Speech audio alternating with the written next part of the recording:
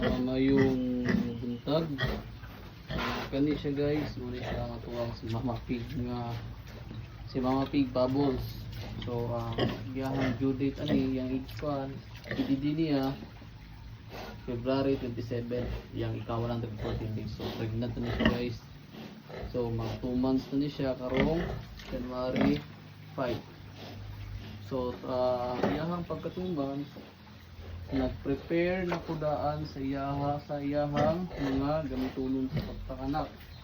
So muuni ang mga gamitunon niya. So kani siya, muuni siya ang pamputol og ikog sa ngipon. So muuni siya sa ikog guys. Ni sa ikog. Sa ngipon, tapos na ako yung mga sa injection na ako 10 ml. Og naapog ko'y 5. Naapog ko'y dara sa iyahang pangkapon. Og para sa vaccine nga mga disposable nga injection.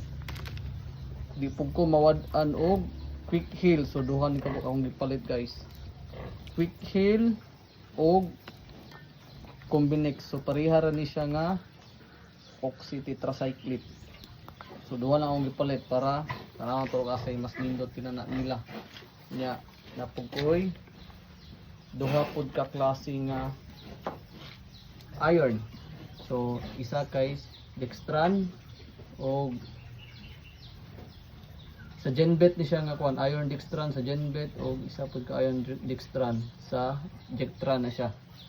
So na ko mistral.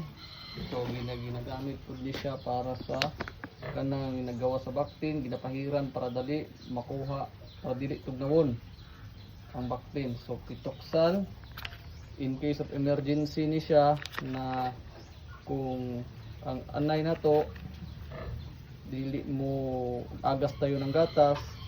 So mao po ni siya ang atong gina-inject para moagas ang gatas. And also pag kanang dugay mo gawas ang vaccine, so kinahanglan na to siya o pampahilab. So hindi ka na to og pitoxal.